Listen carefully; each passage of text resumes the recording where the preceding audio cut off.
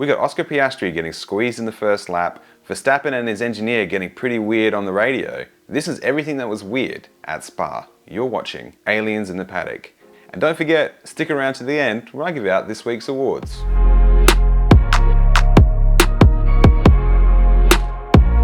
So Max Verstappen obviously manages to get P1 on the starting grid, but then has to fall back to P6 because of the gearbox penalty. Now this is only round 13. Since it was just the round before the summer break, we've got another whole half of season to go. So if Max is getting his 5-place penalty for a gearbox change this early on, will there be opportunities for another person to get P1 that isn't Max Verstappen? No one started on hard tyres, just softs and mediums. Everyone was just playing it by ear. Oscar Piastri was the only driver in the top 5 that was on mediums. Everyone else was on soft. So that's pretty weird.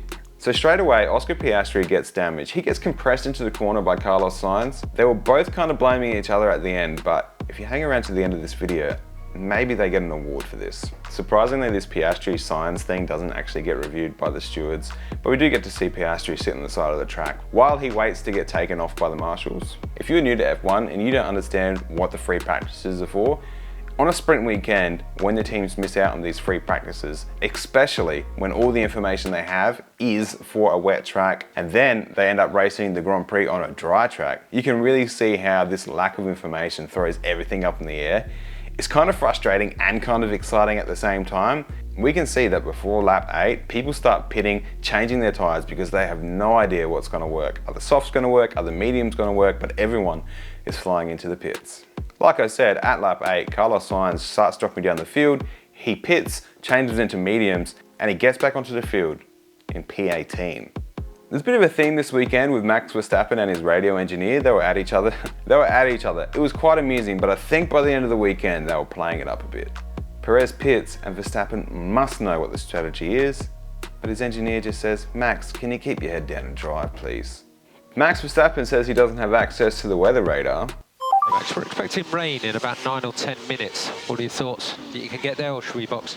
We'd need to box this lap to cover Leclerc. Yeah, I can't see the weather radar, can I? I don't know.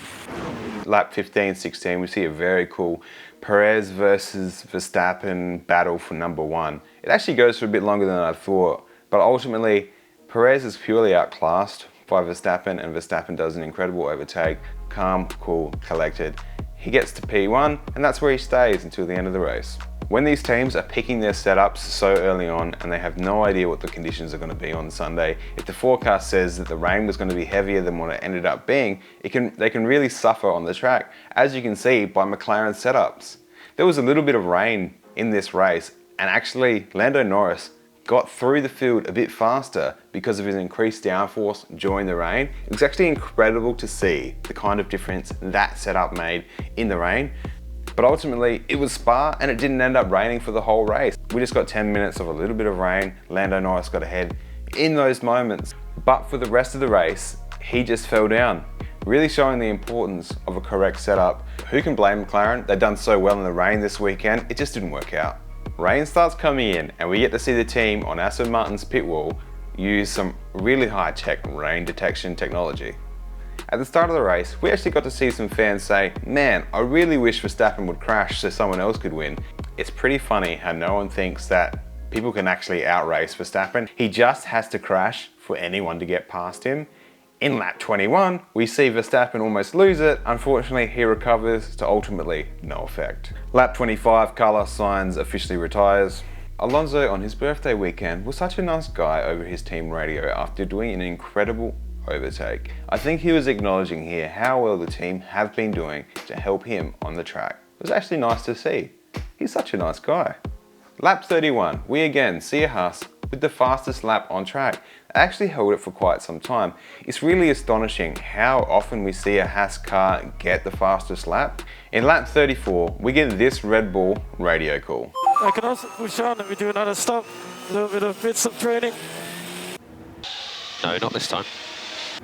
I really do feel like Max and his engineer do have a pretty interesting relationship, but I think at this point they're probably playing it a little bit for media. Every Grand Prix, there are a certain set of drivers that get all the coverage from the commentators. Unless something interesting is happening down the field, those drivers don't get spoken about as much as the drivers at the front. So we hear the same names over and over again. Lap 38, Ocon does an incredible overtake. It's just a bit of a shame that Ocon doesn't get mentioned as much as I think he deserves. He's an incredible driver, and there are moments from at least every Grand Prix where he does something pretty impressive. Last 2 laps, Hamilton pits because he had the time to try and snatch fastest lap of the race from Max Verstappen. I didn't think he'd be able to do it, but he did on mediums, so that was pretty interesting. Pretty weird actually. It could have gone wrong. It really could have. Okay, awards. Let's start with saddest moment of the Grand Prix. And I don't want to just give this award to every single DNF for every Grand Prix, but this week, I'm not giving it to Oscar Piastri for his DNF, I'm giving it to this photo. Man, it just makes me sad. How about the award for most unhinged radio call? I'm not really sure because there was a lot from Max Verstappen, and actually there was a very interesting one with Lando Norris when he didn't really know what was going on. You know what? I'm just going to give it to Max and his engineer this week. Congratulations, guys. I'm pretty sure you're pumping it up for the media, but it sounds like your relationship is both difficult but highly effective. Not much weird happened this weekend, so that makes it a little bit tough. To give a weirdest moment trophy out, but I'm going to have to give it to Oscar Piastri and Carlos Sainz. They both win it this weekend because of that squeeze in lap 1, causing them to ultimately DNF. As Carlos Sainz after the race said it was Oscar Piastri's inexperience for taking that line into the corner that caused them to both DNF. I ultimately don't agree with that. The stewards don't agree with that as well. It didn't get investigated further. During the race, Oscar Piastri said, "What was Carlos Sainz doing?" Very strange. Yeah, that was just pretty weird. Come on guys, get it together. Pointing fingers doesn't help, especially if the stewards decide to not investigate it further. So that was every weird highlight for me at Spa. A great weekend of racing. Still don't know how I feel about the sprint format. If you've got ideas about the sprint format, let me know down below. I'm going to keep doing these in about a month's time. Thanks for watching Aliens in the Paddock.